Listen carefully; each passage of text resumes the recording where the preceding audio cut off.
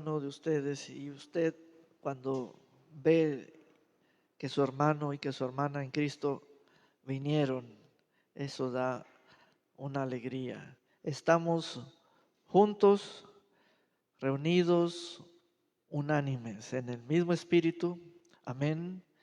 Y glorificamos al Señor en nuestro cuerpo, que somos nosotros, y tanto en lo individual como en lo grupal, y en nuestro espíritu.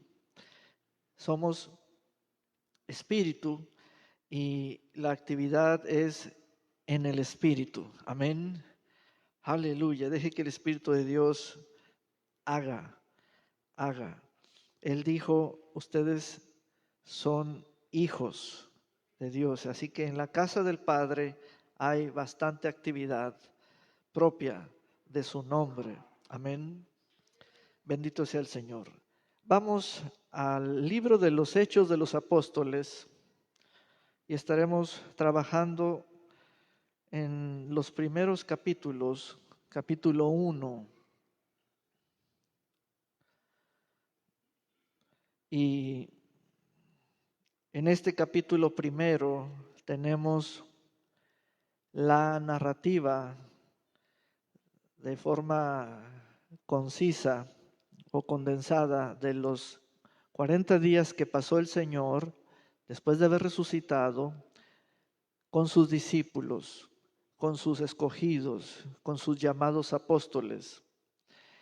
Este dato es importante porque nos damos cuenta de la duración del periodo y qué hacía él o qué hablaba y con quién. En el capítulo 2 tenemos el derramamiento del Espíritu Santo en el día de Pentecostés, y también hay un dato conocido que proviene del capítulo anterior. Estaban reunidos como 120. Ese grupo de los 120 eran los discípulos y se nos dan los nombres de los principales o de los líderes.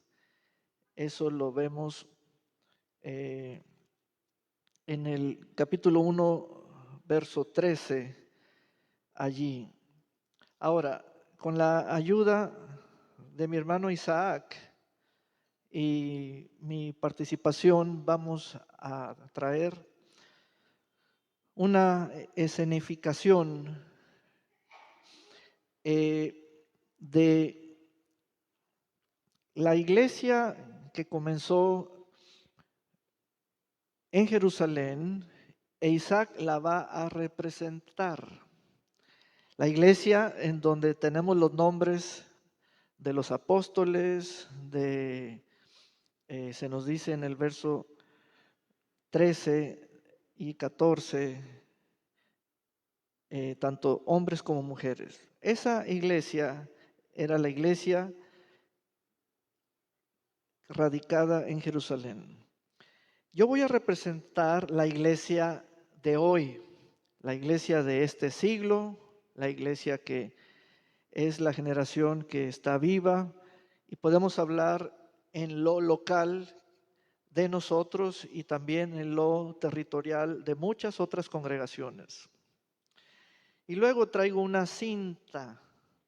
Vas a tomar la cinta y esta cinta va a representar la línea del tiempo de aquella iglesia de Hechos de los Apóstoles, capítulo 1 y capítulo 2, a nuestros días han pasado 2000 años aproximadamente. 2000 años aproximadamente. Entonces, yo soy un discípulo creyente de esta era y él es un discípulo que está en las Escrituras, en el libro de los Hechos, que representa aquella primera iglesia del derramamiento del Espíritu Santo en Jerusalén. El planteamiento es este, en el cual vamos a desarrollar la enseñanza. El planteamiento es que si en 2000 años yo, el discípulo de la iglesia de hoy, he perdido las características originales o sigo modelando el patrón original en mi carácter de Isaac como patrón modelo de la iglesia bíblica en el libro de los Hechos de los Apóstoles. Y esa es una buena comparativa, es ponernos en la balanza. En 2000 años, dentro de esta línea del tiempo, pues quiere decir que los discípulos originales han tenido discípulos de discípulos de discípulos hasta llegar a nosotros. Pero hoy vamos a conocer las características originales, de origen, constitutivas, las características descritas en el texto bíblico, y nos vamos a medir, nos vamos a dar cuenta si nosotros somos un producto de un grupo o somos un producto de un pensamiento o somos una mezcla de corrientes, y la palabra o el término características es el patrón o la medida que pues va a ser la vara o el marco, ¿verdad? ¿Tiene que haber alguna diferencia entre Isaac y yo? Yo debo ser distinto en qué, pero sí, pero distinto en qué. Bueno, puedo ser distinto en idioma, diferente en idioma, en cultura, y para esto entonces voy a traer algunas preguntas a manera de planteamiento. Por ejemplo, una de las cosas que debemos saber en el modo práctico, funcional, es reconocer a Isaac. ¿Quién es Isaac? Y para esto han sido desarrolladas preguntas o formas de cuestionar la identidad de alguien. Por ejemplo, yo le puedo preguntar a Isaac, ¿en qué crees? ¿O de qué religión eres? Bueno, ahora voy a pasar al punto de que Isaac representa una persona de este tiempo, un congregante de iglesia o alguien que es profesante de un credo o de una fe. Voy a traer las preguntas que son comunes. ¿De qué religión eres? Otra es, ¿en cuál iglesia te congregas? ¿Quién es tu pastor? Y hoy quiero trastornar esas preguntas, quiero sacudir esas preguntas porque las hemos tomado como referencias, creyendo que esas preguntas traerán la respuesta sobria, justa, decente, honesta, pero fíjense que no. Lo que debemos preguntar debe ser a la luz de las Escrituras, tal y cual es el tenor, es el tono, es la intención de cómo eran identificados los primeros creyentes en el libro de los Hechos. Por ejemplo, una pregunta, y yo les pido que la propaguen porque debemos tener bien elaboradas las preguntas. Por ejemplo, una pregunta es, Isaac, ¿quién es tu Dios y Señor? En lugar de andar preguntando de qué religión eres, debemos preguntar, ¿quién es tu Dios y tu Señor? En lugar de andar preguntando que si eres cristiano, debemos estar preguntando, ¿quién es tu Dios y Señor? Otra buena pregunta es, ¿de qué espíritu eres? Otra pregunta es, ¿de quién eres hijo y quién es tu padre? Y para ejemplo, antes del libro de los Hechos, en el Evangelio según San Juan, capítulo 20, verso 28, San Juan 20, 28, dice el texto, desde el 27, dice, luego le dijo el Señor a Tomás, pon aquí tu dedo y mira mis manos, y acerca tu mano y métela en mi costado, y no seas incrédulo, sino creyente. Entonces Tomás respondió y le dijo, Señor mío y Dios mío. Y es a la misma persona del Señor. No es, Tomás no le dijo, religión mía. Tomás le dijo dos palabras muy valiosas para un judío. Llamar a un hombre Señor suyo y llamar a la misma persona Dios suyo. Le está diciendo Dios hecho carne. Tomás le está diciendo a la persona de Jesús Dios hecho carne, ser humano. Lo está llamando Dios. Entonces, hoy en día los tiempos son peligrosos porque lo que más se dificulta es cómo identificar espiritualmente a una persona. Cómo identificar espiritualmente a una persona. Una persona en su constitución como ser humano, visiblemente vemos su cuerpo. De por sí ya se nos hace difícil identificar si es hombre o es mujer, ¿verdad? De frente, de lado o de espaldas.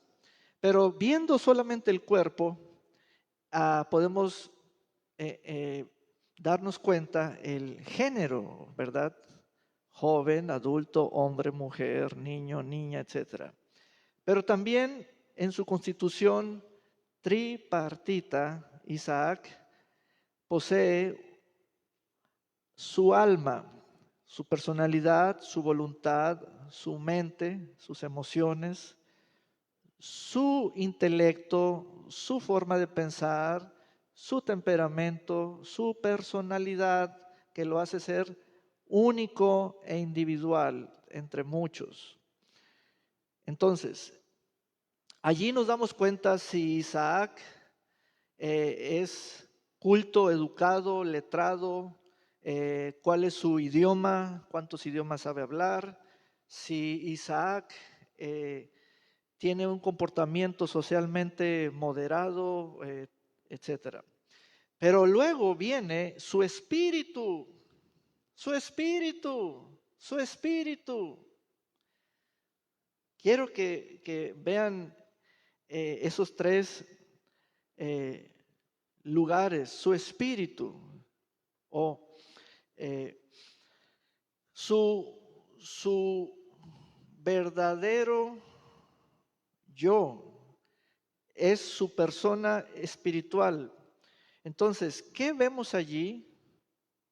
Bueno, el cabello está en el cuerpo, los pensamientos están en la mente, pero en el espíritu, ¿qué hay? Bueno, entonces, hoy en día es complicado reconocer la identidad de alguien porque en ocasiones le damos lugar al cuerpo. No, mira, trae falda larga y trae velo. ¿Y por qué creen que es alguien piadoso o entregado a Dios nomás porque trae falda larga y trae velo, o no se pinta, o no usa oro, o trae corbata y trae saco? No. Y esos tiempos son complicados, son densos. Pero también podemos escuchar conferencias de personas que citan la Biblia, así sea en estos tiempos políticos, o hablar bajo un esquema de títulos o funciones, que yo soy profeta fulano, apóstol fulano, pastor fulano, y nos dan la tarea, y yo soy el maestro fulano, y nos dan la tarea de investigar si somos verdaderos o falsos. Allá que la gente que me oyó investigue si soy de los buenos o de los malos. Entonces, y luego al llenar solicitudes de empleo, o sea en digital o sea en documento impreso, viene una pregunta: ¿de qué religión es? Esa pregunta es muy ambigua. Cuando es mal elaborada la pregunta, la respuesta es más vaga que la pregunta. Entonces, el libro de los Hechos de los Apóstoles es el gran libro de género, de narrativa histórica en el Nuevo Testamento, en donde me traza la identidad del cuerpo de Cristo por sus miembros, que son hombres y mujeres, y las características originales de siempre, no cambian. Son características espirituales, trascienden a lo largo del tiempo. Y de eso tenemos que estar informados, letrados, cultivados, porque nos pertenecen, nos pertenecen. Si yo le pregunto a Isaac, aquí hay personas que no te conocen, ni siquiera saben cuál es tu nombre completo, ¿verdad que sí? Claro. Isaac, ¿quién de todos ellos es como un Bernabé, como un Esteban, como un Pedro, como un Pablo, como una María, como una, etcétera? Y todos los nombres que aparecen en el libro de los Hechos. E Isaac, pobremente, pobrecito, me compadezco de él, todo lo que puede decir de nosotros es: pues vienen a perdón y amistad. Eso es una respuesta muy pobre. O el pastor Saúl es su pastor, también esa respuesta es muy pobre. Entonces, a esta edad, a estas alturas, me refiero a edad, quiere decir en la línea del tiempo del 2024, nuestro año, no nuestra edad de persona, sino 2024, quiero revisar si yo, el discípulo que estoy residiendo en esta hermosa Bahía de Banderas, zona costa norte, si soy llamado discípulo, entonces si tengo las características originales de hace 2000 largos años, que en el libro de los Hechos de los Apóstoles se nos da la narrativa histórica de los primeros discípulos. Entonces, ¿cuáles son esas características? Ese es el punto, esa es la moción, ese es el asunto en cuestión que tenemos. Tenemos que revisar los fundamentos, tenemos que revisarnos porque, de hecho, fíjense que nuestras quejas para hablar de esa zona quejumbrosa, inclusive nuestras quejas no se parecen a las quejas de ellos. Válgame Dios. O sea que eh, da hasta como si fuera un chiste. Ellos, cuando se quejaban, hasta uno le da gusto escuchar que era un asunto serio, o sea, da gusto estudiar los casos de ellos. Pero hoy en día, ¿verdad? Entonces, tenemos que ir al libro de los Hechos de los Apóstoles y capítulo 1, capítulo 1.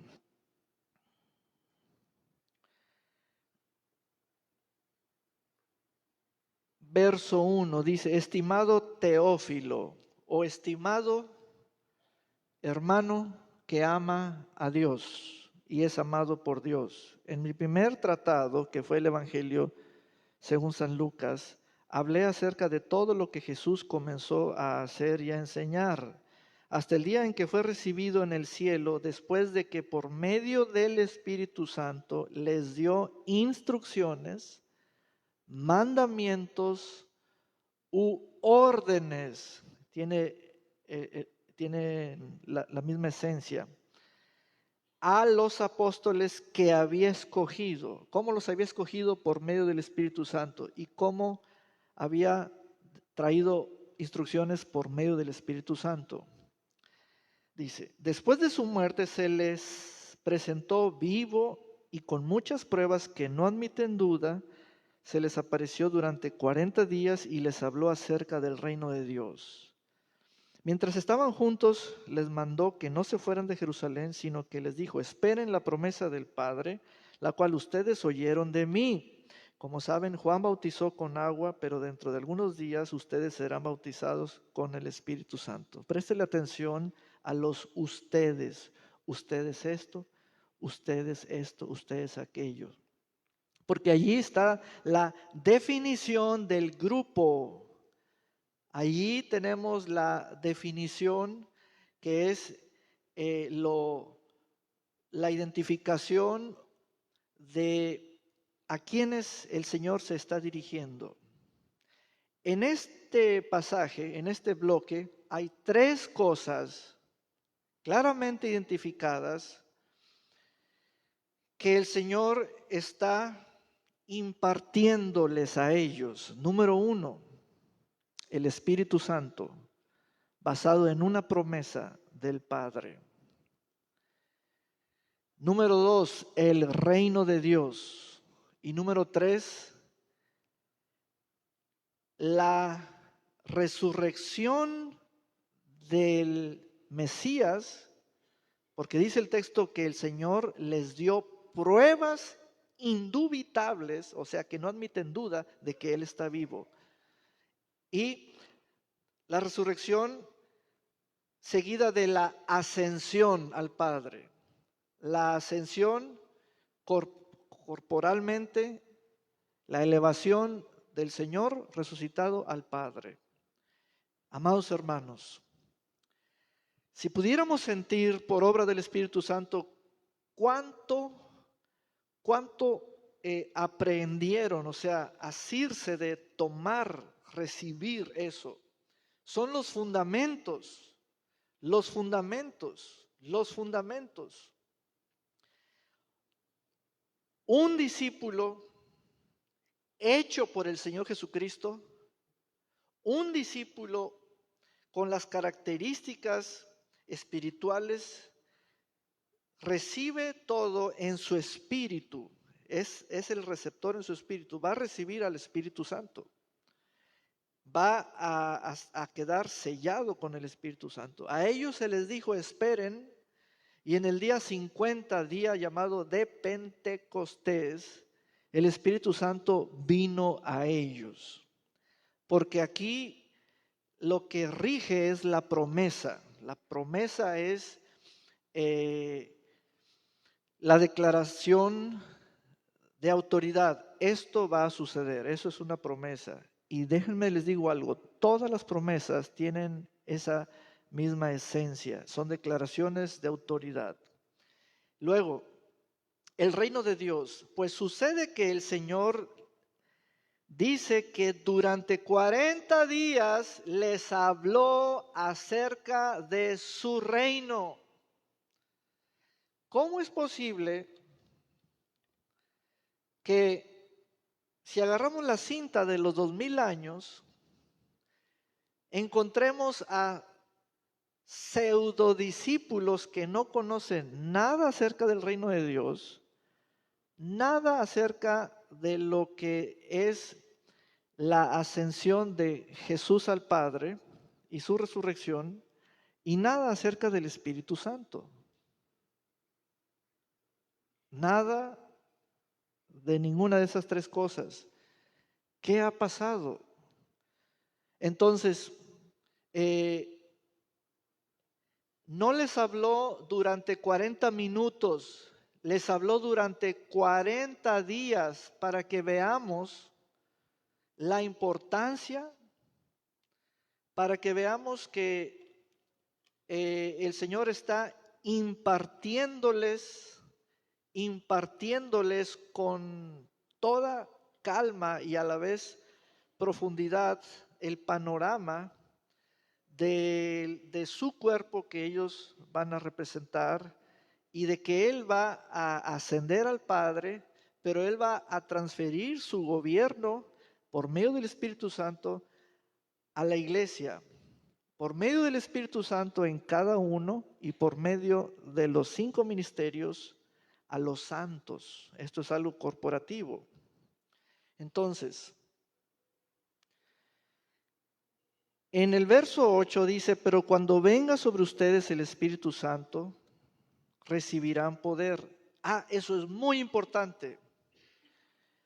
Toda promesa tiene la misma estructura. Ok, ¿qué me promete recibir la promesa? Tiene la misma estructura. ¿Qué me promete la promesa que yo voy a recibir?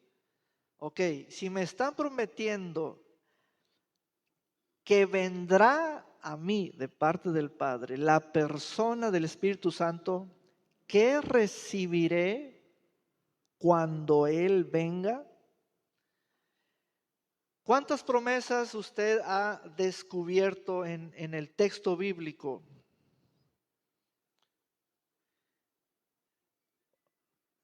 Todas poseen esa estructura o están estructuradas con objeto. Esto es lo que se recibe. Esto es lo que se recibe. El receptor queda hecho conforme a la promesa. Entonces, recibirán poder, dunamis, poder de manifestación, y serán mis testigos. Todo eso pertenece a la promesa. Habiendo venido, ¿quién? El Espíritu Santo. Entonces el Señor se encargó de hablarles del Espíritu Santo. Hay cosas que deben ser enseñadas, de allí el periodo de 40 días. Y esto es lo que nos caracteriza como discípulos originales.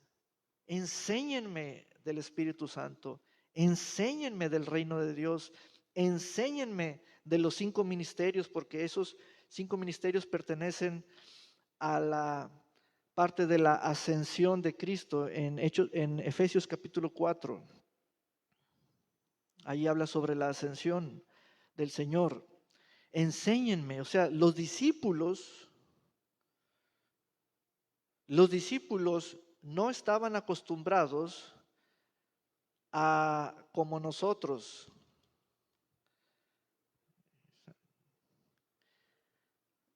Sermones de 40 minutos. No, ellos escucharon un sermón de 40 días. No había reloj en las manos de ellos, ni había reloj en la pared. Ellos estaban tomando la palabra del Señor. Ahora te voy a dar una clave muy interesante. En el capítulo 1, en el verso 4, dice en las palabras del Señor, esperen la promesa del Padre, la cual ustedes oyeron de mí. Sombrea, oyeron de mí. Hay promesas que ellos escucharon directamente de la persona del Señor. Ellos sí las escucharon. Por eso el Señor personaliza y dice, de mí, o sea, de yo persona viva, de mí. Ok, pero cuando Él se vaya, corporalmente o corpóreamente, en su ascensión al Padre, las promesas ¿de quién las oirán ustedes? Esa pregunta está bien hecha. La respuesta es de la persona que yo envíe. Ahora ustedes van a escuchar mis promesas por medio de la persona que yo envíe, será el Espíritu Santo, porque estas las oyeron de mí, pero van a oír más. ¿Ven lo intenso que es el momento cada día? El día 1, 2, 3, el 39 y el 40, y ya me voy, dice el Señor. Las promesas tienen que ser escuchadas por la fuente autorizada. Las promesas siempre están a la luz de la fuente y tiene nombre la fuente. Las escucharon de mí, de mí, de mí. Viene el Espíritu Santo.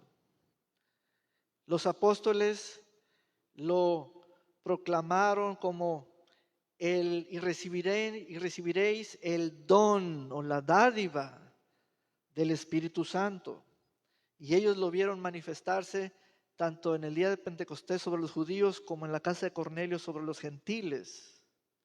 Entonces, se supone que este creyente de hoy en día, Isaac, Saúl, Eugenio, David, son como los creyentes de Hechos capítulo 1, de Hechos capítulo 2, como un Pedro, Esteban, Bernabé, Bartolomé, Mateo, Lucas.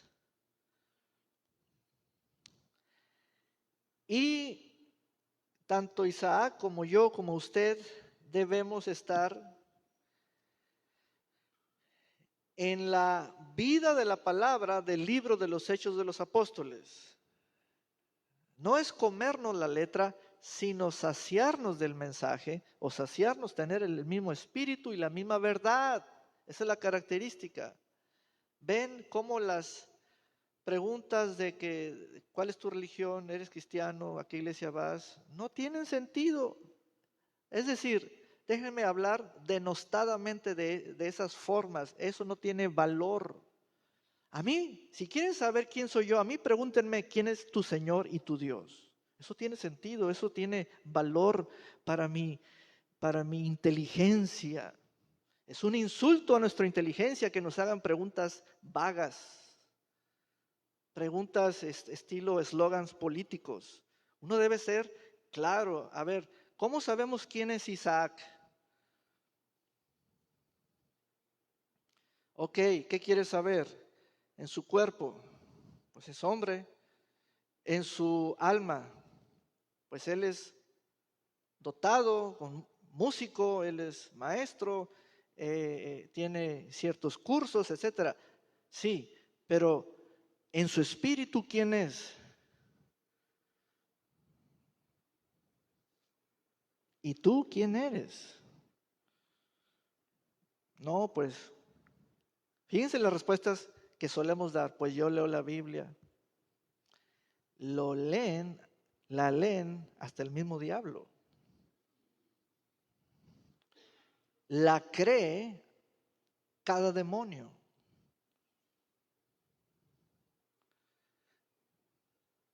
Entonces, la identidad es lo que hoy en día sufre, está siendo vapuleado por muchas corrientes y expresiones humanas. Recuerden que el humanismo está en su apogeo, el humanismo, el mesianismo, soluciones para siempre, etcétera, cualquiera que sea la expresión. Pero yo quiero saber quién es Isaac. ¿Quién es Isaac? Es lo que yo quiero saber. ¿Y quién eres tú, ingeniero? O tú, licenciado. Yo quiero saber quién eres tú. ¿Por qué? Porque la iglesia apostólica, o sea, dirigida por los apóstoles, se cuidaban mucho en su definición de identidad espiritual. Entonces, Tomás dijo en Juan capítulo 20, verso 28, tú eres, refiriéndose a la persona de Jesús, tú eres mi Señor y mi Dios.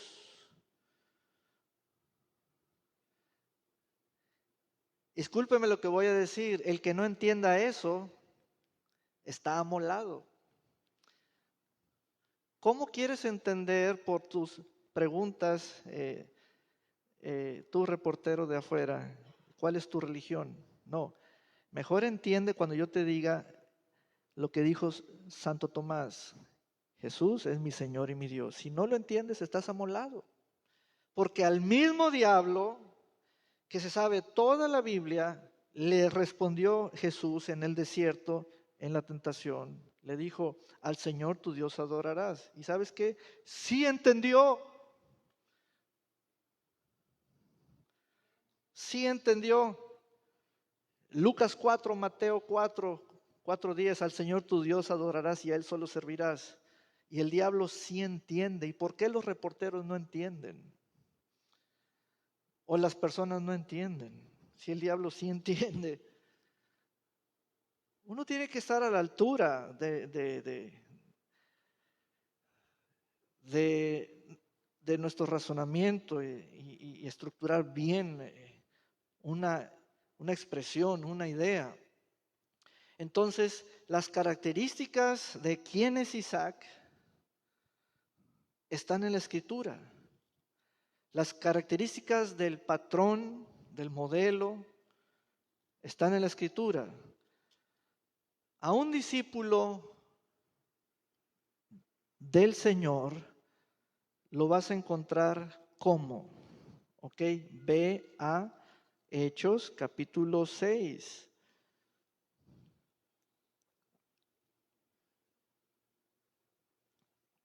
Hechos capítulo 6.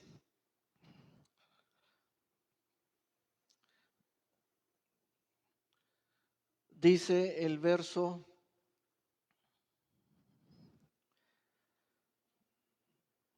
3. Así que, hermanos, busquen entre todos ustedes a 7 varones de buen testimonio, característica, que estén llenos del Espíritu Santo, es característica, y de sabiduría, es característica, para que se encarguen de este trabajo.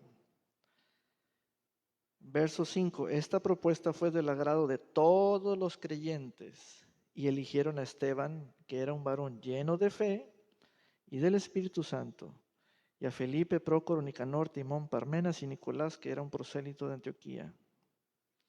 Verso 8. Esteban, como Esteban estaba lleno de la gracia y del poder de Dios. Ahora, ¿de dónde vino esta expresión de lleno, llenura? Vaya a Hechos capítulo 2. Característico del grupo. Hechos capítulo 2, verso 4. Todos ellos, los 120, fueron llenos del Espíritu Santo. Hay quienes están llenos de la letra de la Biblia, pero no están llenos del Espíritu. Y le puedo decir 2, 3 denominaciones o sectas que están aquí en la ciudad.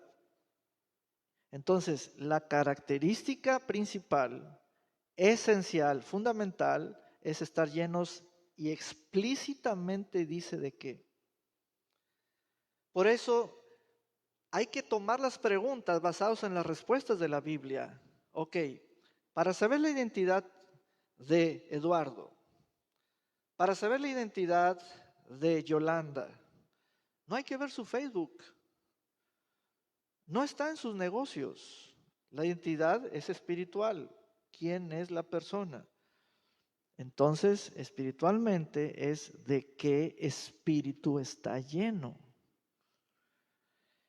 Por ejemplo, vamos a la primera carta a los Corintios capítulo 2. Primera carta a los Corintios capítulo 2, verso 12.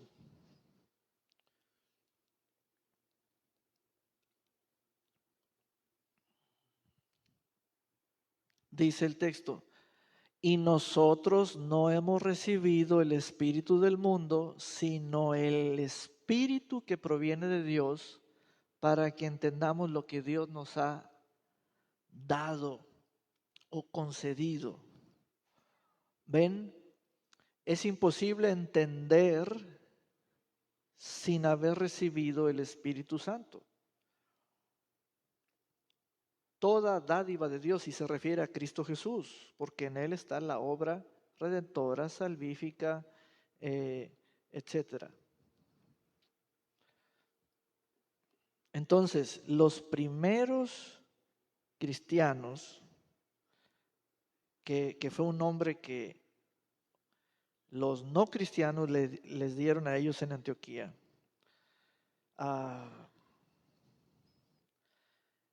¿cuáles eran sus características?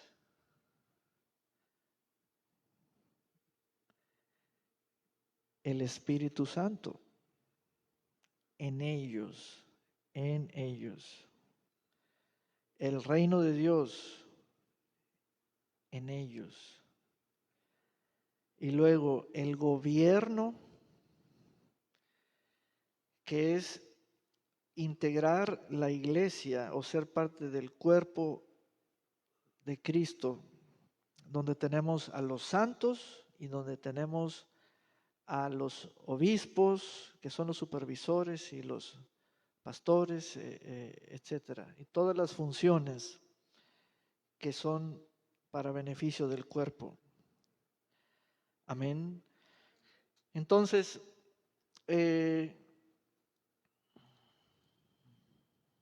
regresamos al libro de los Hechos de los Apóstoles.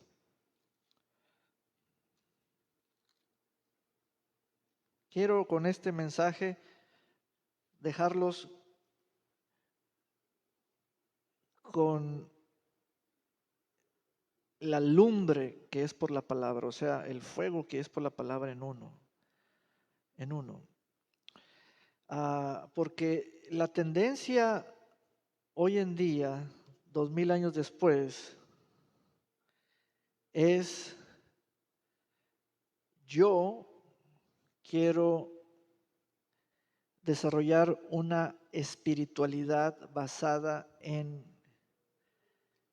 de este grupo agarro lo bueno que tienen, de este grupo agarro lo bueno que tienen, de este grupo, fíjense bien, de este grupo voy a agarrar cómo comen, de este grupo voy a agarrar cómo visten, de este cómo respiran, de este cómo toman agua, de este qué ceremonias usan o tienen, de este grupo cómo cantan. Y hermanos, 2000 años después, 2000 años después, yo sigo buscando las características originales.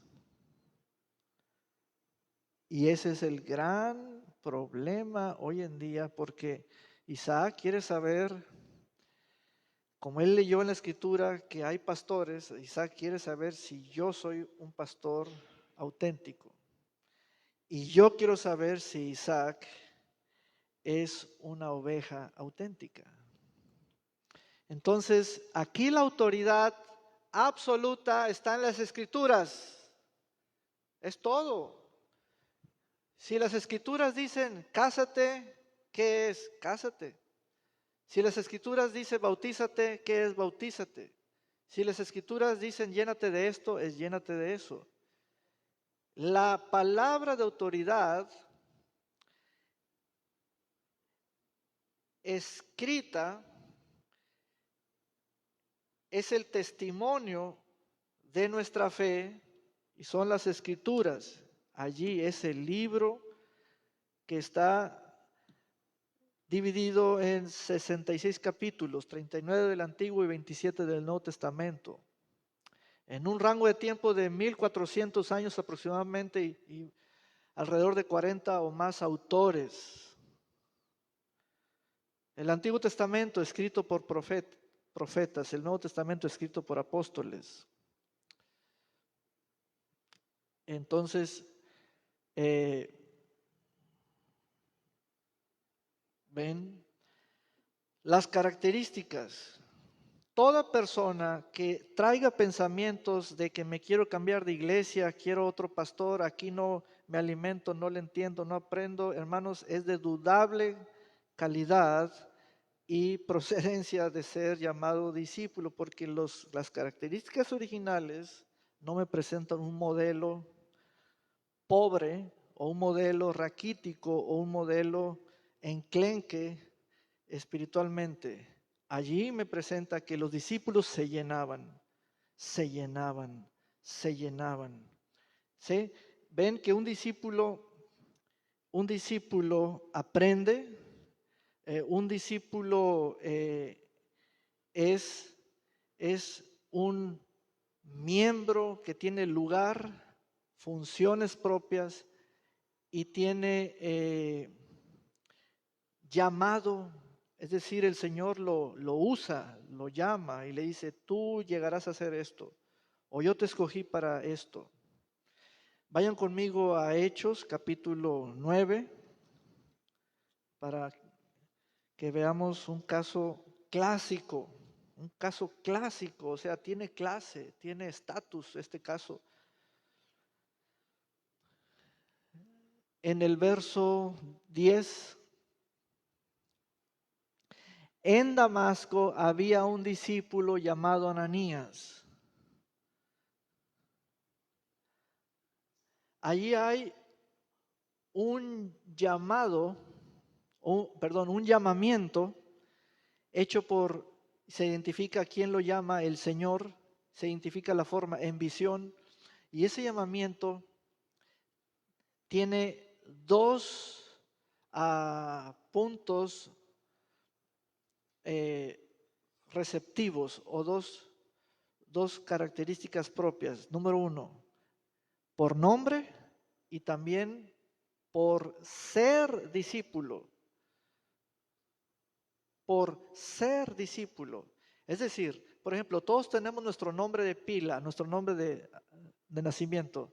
Ok, ¿para qué les gustaría a cada uno llamarme? Pero nomás pensando en mi nombre, nomás mi nombre, nomás mi nombre. Ok, agréguenle al nombre que soy discípulo. ¿Verdad que se amplió el rango del llamado? ¿Verdad que sí? Eso es, o sea, entendámoslo, entendámoslo. Ahí está la manifestación de eso. A ver, Laura, por ser Laura, ¿para qué te llamaría yo? Eugenio, por ser Eugenio, ¿para qué te llamaría yo? Bueno, pero discípula Laura me abre más el rango. Berta, Carla, discípula Berta, Blair, discípulo Blair, me abre más el entendimiento. Este es un caso clásico. Jesús en visión le habló por nombre a un discípulo. ¿Ven? Entonces el llamamiento tuyo tiene mucho que ver con tu discipulado. Tu discipulado, no con antigüedad. No, la antigüedad es para envejecer. Cuéntate tú los años allí en privado. Pero discipulado es para oír tu nombre. Dale un gran aplauso al Señor. Aleluya.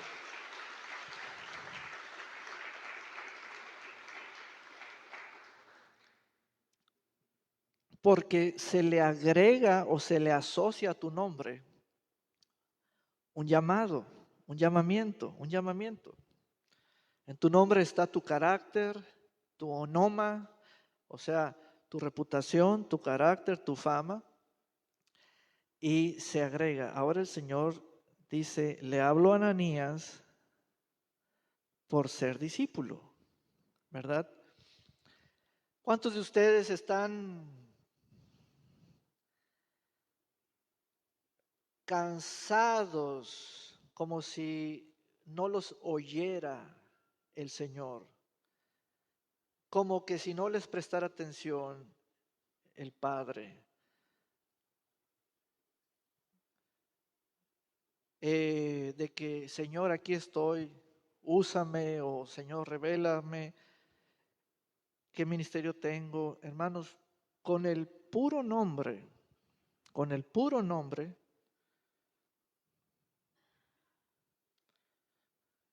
¿qué ideas vienen a la mente del Señor?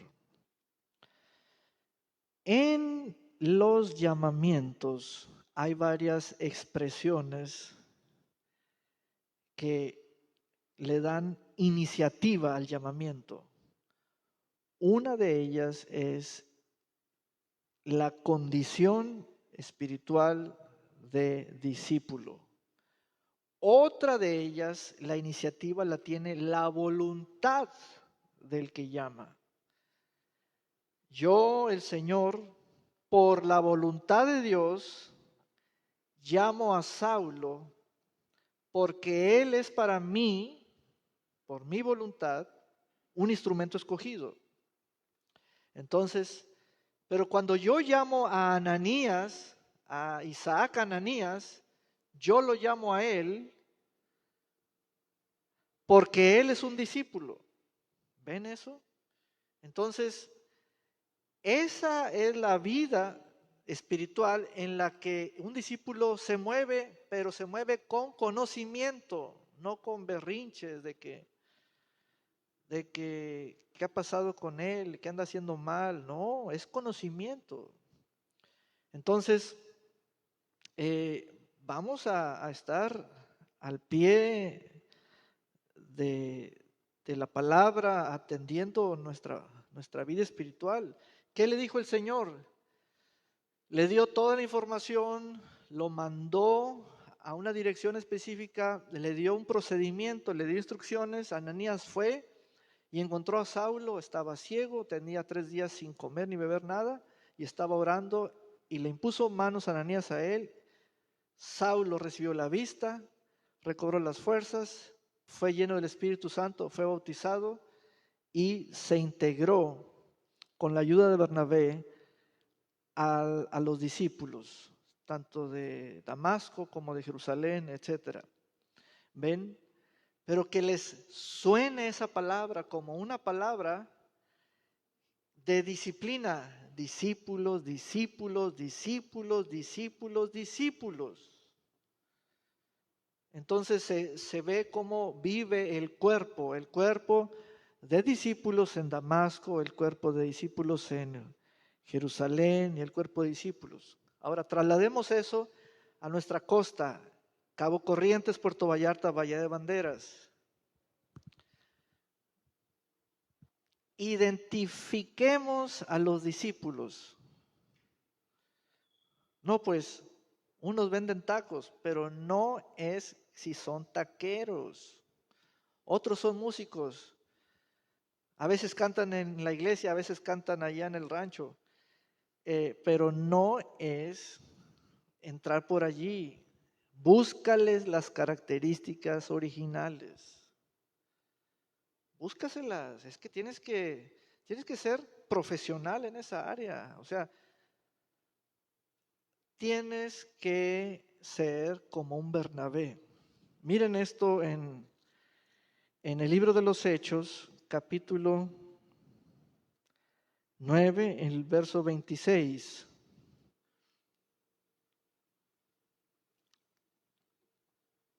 Amén. Dice, el recién llamado hermano Saulo, cuando Saulo llegó a Jerusalén, porque estaba en Damasco, tuvo la intención de reunirse con los discípulos. Esa es una palabra que define al grupo, un grupo de la misma calidad espiritual. Unos tienen un día de antigüedad, otros tienen 3 años, otros 10 años, pero todos son discípulos. Les digo lo siguiente, no cuenten su discipulado diciendo tantos años en la silla de perdón y amistad. Eso no tiene sentido, no es en la silla como un lugar.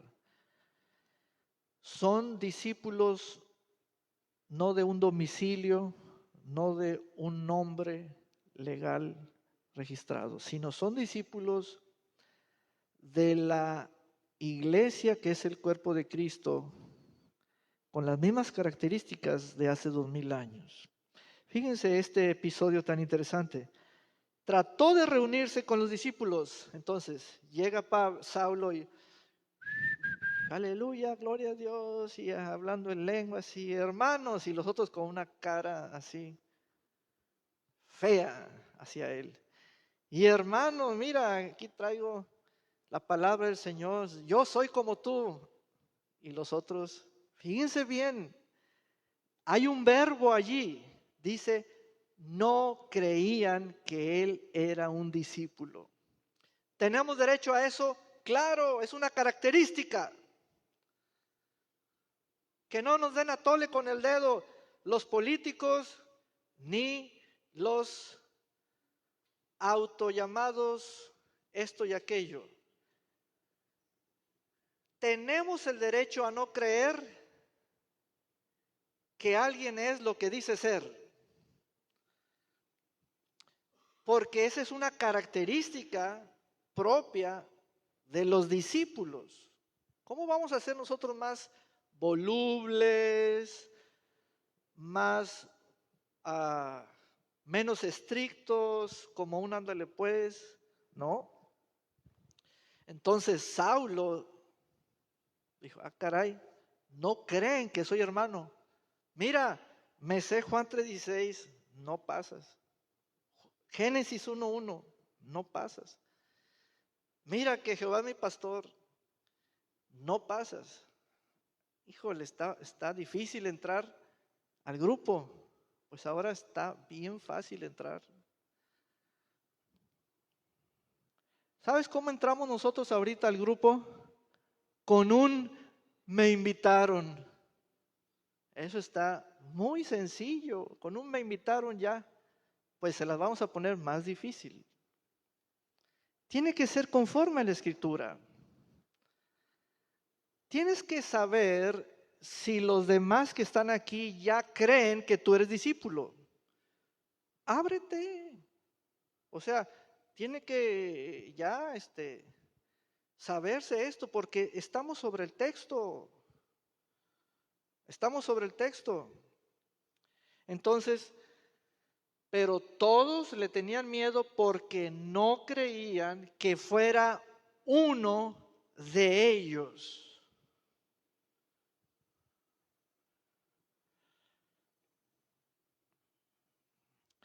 Entonces,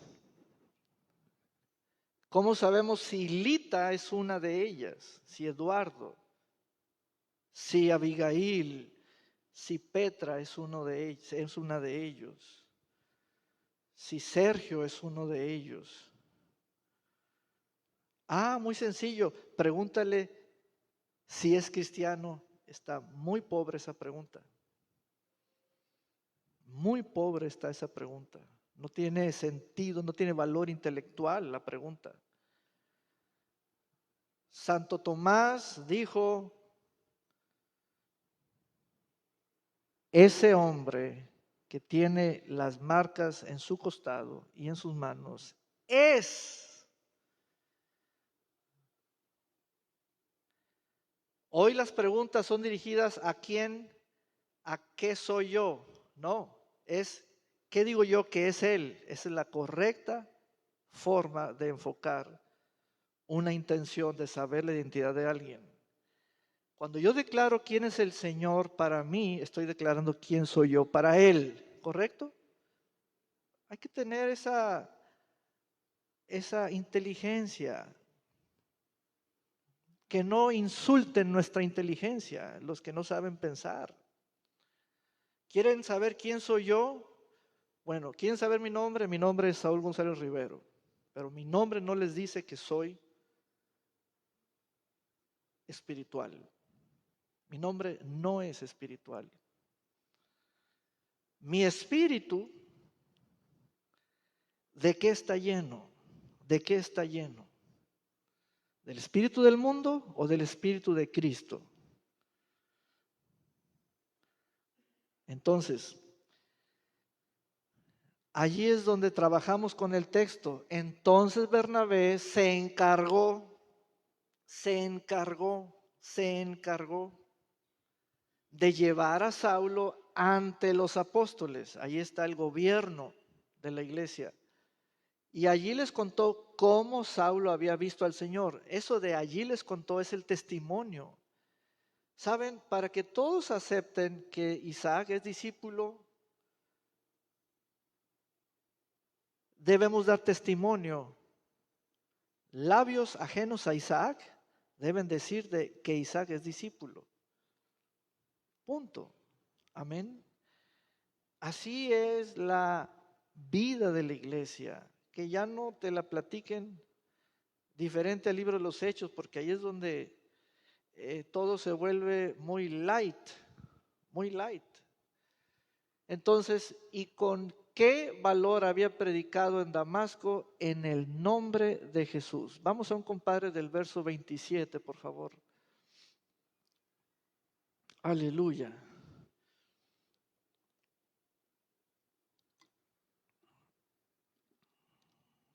Dice, entonces Bernabé lo tomó a su cargo y lo llevó a los apóstoles. Quiero decirle lo siguiente. Pregúntenme, maestro Joel, pregúntame, ¿cuándo yo he tenido una experiencia similar a esa de que alguien traiga a otro, a mí, y que me dé testimonio de que tal persona ya es discípula o discípulo? Nunca, nunca. ¿Ven dónde andamos tan descarrilados? Por eso no le tengo fe a expresiones que salen de sus labios, y hablo a las personas aquí y las personas que no están aquí, cuando dicen, el pastor Saúl es su pastor, espérame, lo tengo que decir yo, no tú.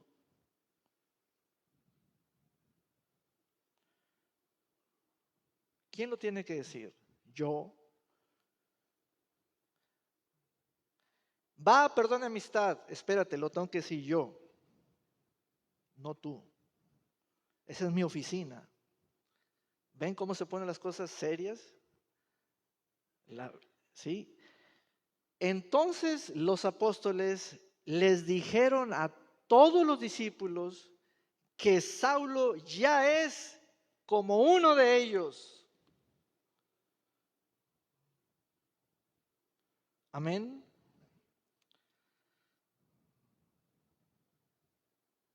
Hasta aquí vamos a llegar. Aleluya. Vamos a ponernos de pie para que vengan el martes, el jueves y el domingo. Los discípulos, amén. Aleluya. Bendito sea el Señor. Vamos a pasar los músicos, por favor.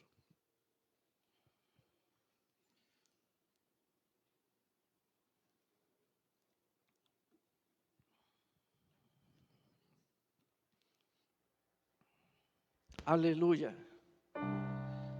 Gloria a Dios por siempre. Gracias, Padre. Vamos a tocar el canto nuevo, pero que ya haya la letra. La letra del canto nuevo, hermano. Está repitiendo la palabra, glorifícate sin acentuarla. Está como hacia abajo. Aleluya. Hoy aprendimos y entonamos un canto nuevo. Amén. Y vamos a darle gloria a nuestro Señor. Amén. Aleluya. Los discípulos aplauden.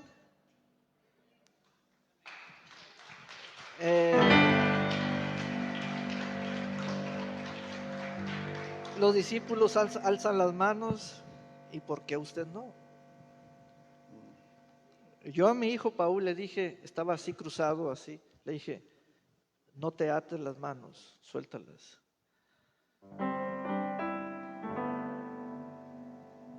No, es que no siento, yo debo entender, no siento ser discípulo. Bueno, mejor dime, quiero ser discípulo. Te voy a decir cómo. Amén. No jala. Aleluya. ¿Ya? Voy a apagar y prender la consola que no jala. Oh, sí. Aleluya. Gracias, Padre. Gracias.